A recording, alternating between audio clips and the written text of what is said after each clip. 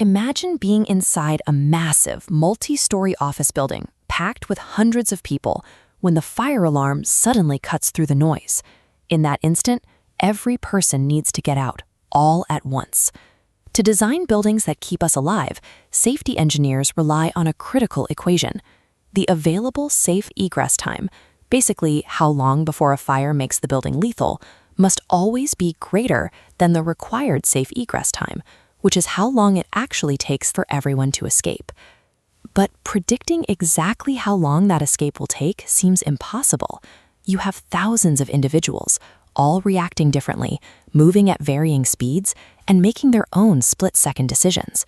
To solve this, engineers do something unexpected: stripping away psychology entirely. Instead of analyzing a crowd as people, they calculate the moving masses as fluid particles flowing through a plumbing network. This concept is known as the hydraulic model. It is the mathematical foundation hiding inside the architecture of every modern exit route. When we look at a crowd through the lens of fluid dynamics, we find that human walking speed depends almost entirely on one physical factor: the density of the space they occupy. At low crowd densities, people have enough room to walk freely. You can maintain your own pace and smoothly dodge obstacles.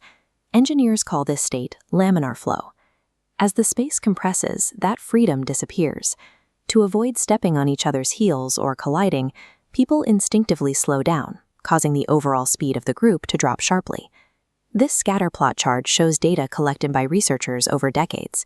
You can see a clear curve where movement speed plunges downward as the density of people per square meter goes up.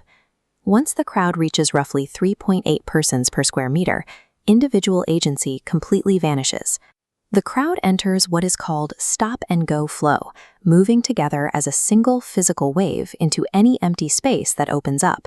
Under these extreme pressures, the building isn't handling a collection of independent thinkers.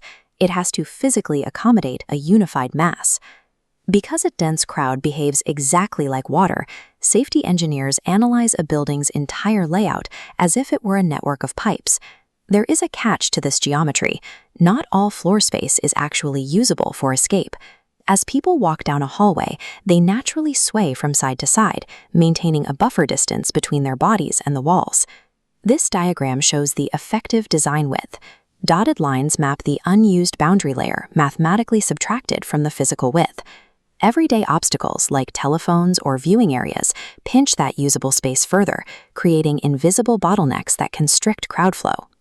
To measure how quickly people can push through these restricted spaces, engineers calculate the specific flow. This formula calculates exactly how many people can pass through 1 meter of effective width every second. This specific flow graph demonstrates that the capacity changes drastically depending on the physical terrain. Notice how the higher curves for corridors and doorways sit significantly above the lower capacity curves for stairs.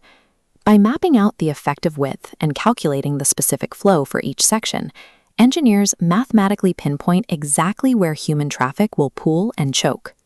Scaling these calculations up from a single hallway to an entire high-rise building creates a massive web of converging pipes.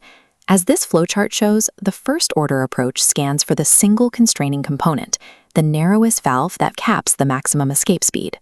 A more intensive second-order approach maps the entire network, calculating flow rate changes at every single transition point. By mapping these interactions, they uncover secondary bottlenecks, revealing exactly what happens when heavy streams of people from different floors suddenly merge and crash into one another. Ultimately, an entire skyscraper is only as safe as its tightest architectural valve. Yet, for all its mathematical precision, the hydraulic model rests on one dangerous assumption. When you open a valve, water begins to flow at its maximum capacity immediately. Human beings do not. When a fire alarm sounds, people hesitate. We stop to pack our bags, check our phones, wait for instructions, or simply freeze in place. This equation illustrates the total time required for an escape. Notice the component T pre-travel. Actual movement is only a fraction of the total time. Because the hydraulic model generates an optimistic estimate, engineers inject safety factors to compensate for human psychology.